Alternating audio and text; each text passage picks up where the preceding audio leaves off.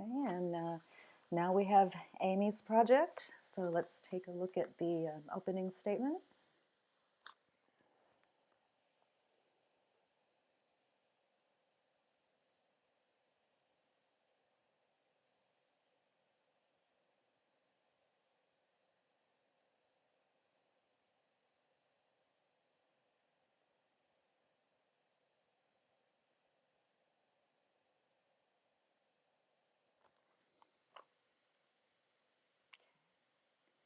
Okay, so we have a photo series on a horse named Athena. Just the opening this up at the first one, I'm really happy with the way this one came out. Your light looks really good. It's you know, very obviously, even though it's daytime, and you've got very strong shadows, you've got good, contrasty kind of dark blue sky. I really like the line that the horse's back makes along that blue sky.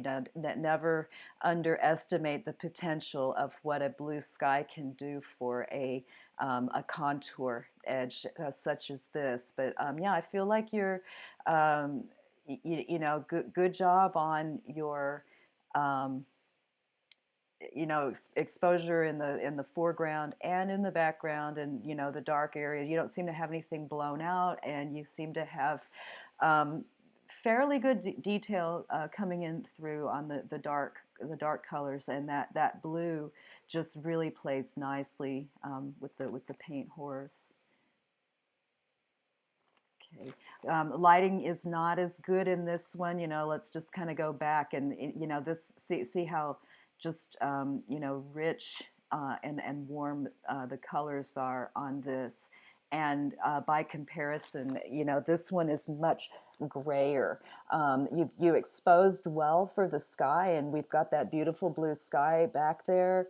But I think that we need to mask out the background and bring out some warmth and some highlight in the foreground. The greatest amount of contrast is going to this area right here, and this is almost like creating a little square. Like this should be our focal point, and of course, there's not really much to look at right there. But generally, it's more or less a portrait. So generally, we would say that the face needs to be the focal point, and I'm pretty sure that's the intent. And also, since it is a portrait, I think maybe you could get a little bit more personality out of her if we could see one of her eyes, or maybe if her head was up a little bit, or if her ears were pointing forward, or something. It's kind of like I can see her eye in this one, and kind of get a sense that she's like a person, has and here, I just don't get that sense of life, and I think a lot of it does have to do with just if you're going to shoot the face, definitely play it up in some way, and make it more interesting than the area that is supposed to be, subordinate. Okay, and this one's similar. The composition is not as good.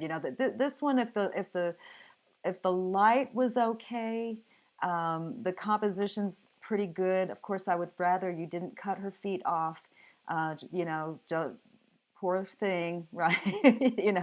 Either really crop it, or give them some space, but don't ever just like barely cut something off like that. Just one of those little things you have to learn to watch for. The composition on this one is not as strong. We do have a little bit of the foot cut off here. Again, not quite as much, but I think you seem to be your eye level.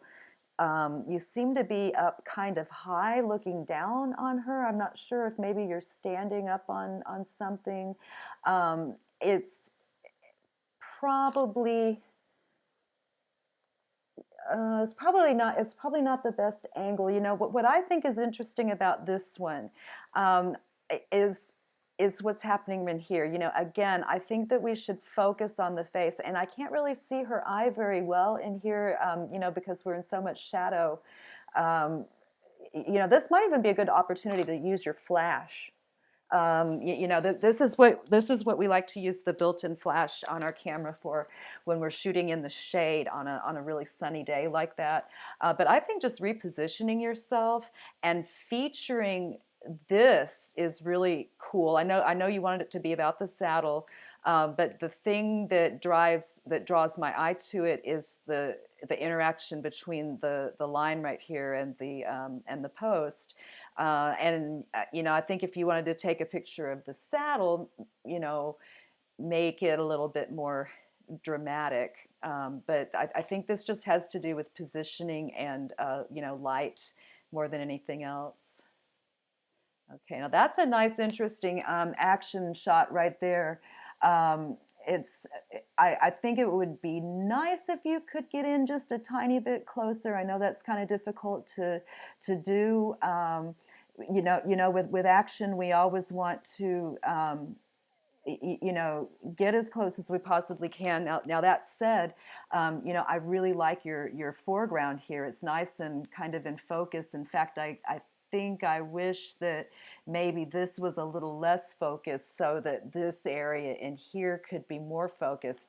But that said, it also could be that you could just come along and crop this some.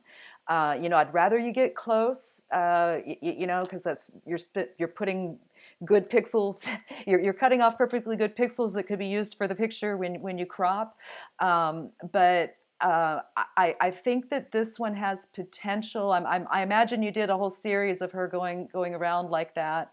I really like the tension between the figure and the horse here. I think tension is really, you know, kind of the perfect word for it because they're connected. The rope is pulled tight so they're connected and kind of at the same time seem to be kind of pulling away from each other a little bit. But it's you know, very, very indicative of movement. The horse's body, you know, we talk about diagonals suggesting movement. Look at if we drew an imaginary axis line through the horse right here.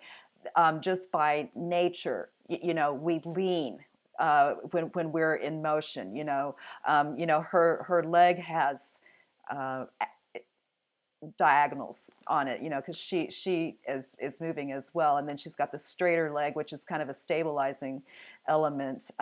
So yeah, this one's nice. I think it could be a little bit stronger, but this one has a lot of potential. Okay, whereas this one, I just think that your angle is not ideal with the horse. I see what you're doing, and I really, really like the big, big, big blue sky in the background. I think that maybe if you wanted to be like straight on like that, like go ahead and be just like extremely straight on, you know, like where the rider's head is like stacked directly above the horse's head, and you know the feet are all lined up. But otherwise, I think I would get at a little bit more of an angle to elongate the side of the horse a little bit more and to introduce a little bit of negative space in between the figure and the horse. You know, let's go back and look at this one. There's distance between these two, which is making them interesting. Here, of course, we don't have that distance, but what happens is the person starts to basically just the shape kind of just blends into the horse, and you know, it's hard to tell where one ends and where the other begins. And when we've got this perfect clear blue sky like this, it is great for defining negative space. And so you know, I like that you know, got I like the proportional relationship of the horse to the background in this one. I like that the horse is small and that this seems to be almost more about the sky than about the horse. And also because your focal point is like right in the middle. Generally, I think it would be better, you know, it's almost symmetrical, but not quite. But some symmetry isn't always interesting. Whereas I think if you stood about to here, where my cursor is, you'd see more space between the horse and the person, and you'd definitely see a little sky in between, and it would put a little bit less space over on this side and introduce a little bit more space over on this side. That's my opinion. But you're getting a lot of success with these ones that are shot in the full daylight.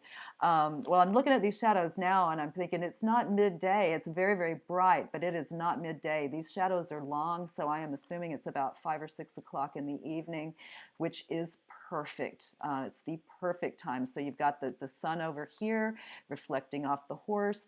When you're shooting the sky, you have the sun behind you over your shoulder, and therefore your sky is not blown out. So, really taking that to heart, which is good. Okay, now that one I really like. And notice in this one, the horse's ears are pricked up.